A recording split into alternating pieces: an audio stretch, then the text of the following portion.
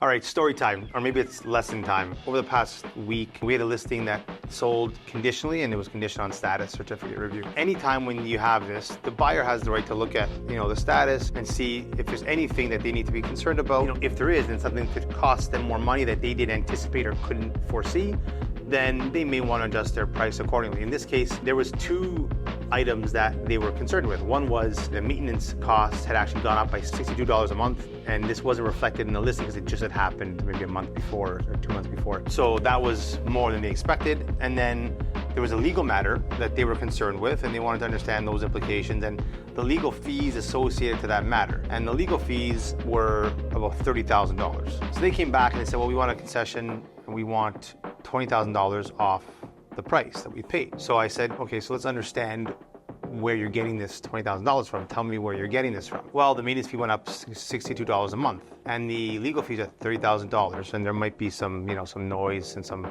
inconvenience in time, I guess. Okay, I said, so let's do the math then. $62 a month times 12 months, because every year you can anticipate that there'd be a new increase. So let's say we give back to you for that year. That's $744, and then the $30,000. There's let's say 300 units in the building. That's $100 a person, a unit for that cost.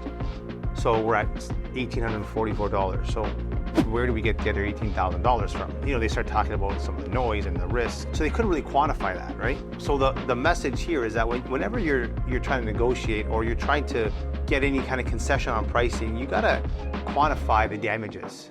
You can't just come with an arbitrary number. You can try, but anyone who has any kind of experience in this matter will know that you have to quantify those damages. You got to prove those damages. You can't just arbitrarily ask for a number that doesn't correspond with the increase in cost that you may have to pay.